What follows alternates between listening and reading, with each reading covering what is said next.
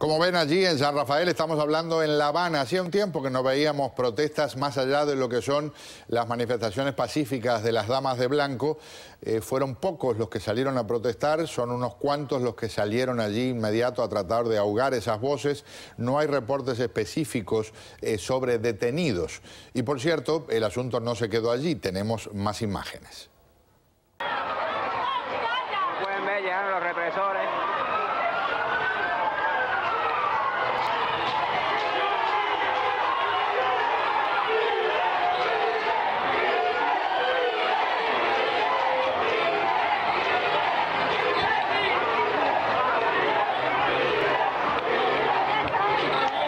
Benditos teléfonos celulares. ¿Qué sería de nosotros sin ellos? Porque años atrás cualquier protesta de este tipo hubiera sido transmitida por alguien que se lo contaba a alguien que si podía salía de Cuba para difundir información, o llegaba un par de días después la información y no había imágenes. Ahora tenemos todo y ocurre casi de inmediato. Como les contaba, no solo ha habido problemas en La Habana, en Santiago de Cuba hubo decenas de arrestos. Las detenciones ocurrieron en dos puntos de la carretera central a unos pocos kilómetros del Santuario de la Virgen. Por el lado de Santiago de Cuba fuimos 49 los detenidos. Por el de Palma Soriano el número ascendió a 52. Dos activistas, Alexander Otero Rodríguez, encarcelado en enero pasado, y Doyle Pupo Estrada, fueron golpeados. Este último resultó agredido por el ya tristemente famoso esbirro Dainier Suárez Pagán. Más de una decena fueron abandonados en la costa este santiaguera a más de... Vamos a conversar sobre el tema. El profesor del Colegio Baruch en Nueva York, Ted Henken, está con nosotros. Señor, buenas noches, bienvenido. Es un placer, como siempre, estar con ustedes. Muy amable, enseguida voy con usted. Le digo bienvenido aquí con nosotros al señor Andy Gómez, analista de la temática cubana, ex vicerrector de la Universidad de Miami. Un gusto saludarlo. ¿Cómo le va? Mío, Pedro. ¿Qué piensa de este enredo en marcha? Ahora después vamos a compartir algo que dijo el canciller cubano sobre lo que está pasando en las conversaciones y las diferencias que ve Cuba en la forma que Estados Unidos la trata con respecto a Venezuela. Mira, Pedro, no me coge de sorpresa que está saliendo muy poca información. Es que me cogió más de sorpresa la información que salió después de la primera reunión. Te explico. Todas las negociaciones diplomáticas son difíciles, como sabemos, y más con dos países que en sí han tenido muchos problemas por más de 50 años. Ahora, como hay la pasión política en Miami, y vimos parte de eso después de la primera reunión, que tuvo que venir la subsecretaria Roberta Jacobson aquí a Miami a explicar un poquito más la posición de los Estados Unidos, el mismo tema se le complica para Cuba, y lo estás viendo en estas mismas protestas.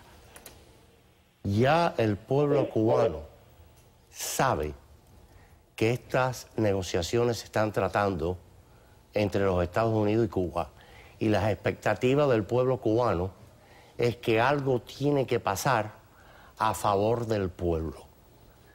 Si Cuba sigue presentando y dando informaciones, y cada vez que hay dificultad, que me imagino que son grandísimas las dificultades, claro, y van a seguir antes que lleguen a un acuerdo, puede crear una instabilidad social más grande de la que estamos viendo hoy. Vamos a compartir algo de lo que dijo el canciller cubano. Espero que el gobierno de los Estados Unidos comprenda que no se puede manejar a Cuba con una zanahoria ni a Venezuela con un garrote. Se acabaron los tiempos del garrote y la zanahoria, se acabaron los tiempos de tratar a la América Latina y al Caribe como el traspatio de los Estados Unidos. No parece muy feliz la comparación, porque hay muchos que desearían tener zanahoria a disposición cuando quisieran y no todos tienen la posibilidad de obtenerla. Profesor, ¿qué piensa de lo que está ocurriendo? ¿Cuál es su análisis de este silencio? Lo único que sabemos, el Departamento de Estado ha dicho que las conversaciones son, dijeron en inglés, tough, que el asunto está duro, algo que era de esperarse, pero ¿cómo la ve usted? Bueno, lo que yo veo es que Estados Unidos hizo una decisión de sancionar a Venezuela Desafortunadamente, la gran mayoría de los países de América Latina han sido callados mirando los abusos de poder del gobierno venezolano. Yo no veo el gobierno venezolano como una amenaza a Estados Unidos, pero sancionamos a unos 7 diplomáticos y oficiales del gobierno venezolano. Yo no lo veo como un pretexto o una razón de tal reacción del gobierno venezolano, pero quizás están buscando un pretexto. Yo no lo veo, como dije antes, Venezuela como amenaza a Estados Unidos. Pero es cierto que Venezuela y Cuba son aliados muy fuertes y quizás Cuba está buscando un escape o una razón o un argumento de ir más despacio en las negociaciones. Estados Unidos, por su parte, quiere separar todo lo que pasa con Venezuela con los pasos que ha hecho con Cuba, que son pasos de otra manera y de otro índole que van hacia un mejoramiento de relaciones, y en Venezuela tenemos el opuesto. Vamos a escuchar un poquito más de lo que dijo el canciller Bruno Rodríguez. En el momento en que se agrede a Venezuela, Cuba siente que se le agrede también, como toda nuestra América. En víspera de acontecimientos importantes en la región, Cuba y Venezuela siempre permanecerán unidas. Por lo menos mientras les den petróleo subsidiado.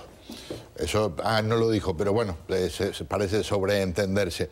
Andy, querían abrir una embajada, o dos, una obviamente en Washington, la otra en La Habana, antes de la cumbre que se avecina en abril. Estamos a mediados de marzo, sopla mal el viento. Todo es posible. Yo personalmente lo dudo mucho, porque yo creo que antes de llegar, acuérdate que hay establecer relaciones diplomáticas y después normalizaciones. Exacto. Y ese paso de normalizaciones estamos a largo plazo.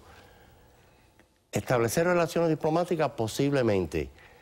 Se necesita una embajada nueva, un edificio nuevo en La Habana de los Estados Unidos.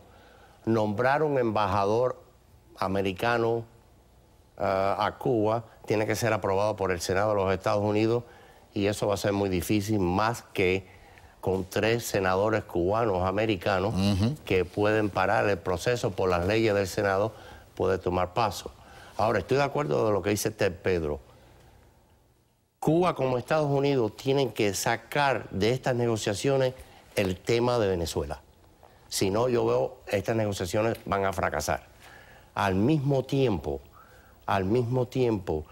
yo veo en que Cuba, igual que los Estados Unidos, pero más Cuba, a la cumbre en abril en Panamá, tiene, ya que es la primera vez que Cuba va a estar presente, y Raúl Castro, tengo entendido que va, tiene que dar un tipo de reportaje positivo, ¿no?, sobre estas negociaciones, porque para mí... No le conviene llegar en pie de guerra, obviamente. Claro, para mí, el que puede que gane más de estas negociaciones son Cuba, no los Estados Unidos. Claro. Profesor, ¿de acuerdo o discrepa con esa forma de ver el tema?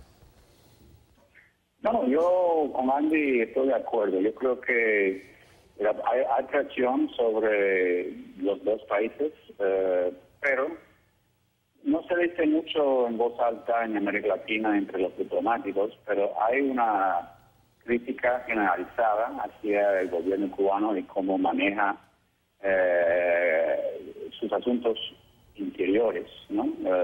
Sobre derechos humanos, sobre los medios de comunicaciones, sobre los derechos civiles. Entonces, es cierto, hay una presión fuerte, y ahora aún más, porque Venezuela, aparte de lo que ha pasado en esta semana pasada con las sanciones, Venezuela está en crisis económica fuerte, y esta crisis ya está afectando su posición política y la posición política del gobierno. Entonces, Cuba ya no puede contar con confianza con el apoyo del gobierno venezolano, porque no sabemos dentro de 3 meses que el gobierno va a estar ahí. Claro. Entonces hay una presión fuerte sobre el gobierno cubano en establecer una relación, no de amigos, pero al menos diplomática, de comunicación, porque Cuba hace falta esas inversiones que sean solamente al sector privado, pero inversiones que pueden ser el paso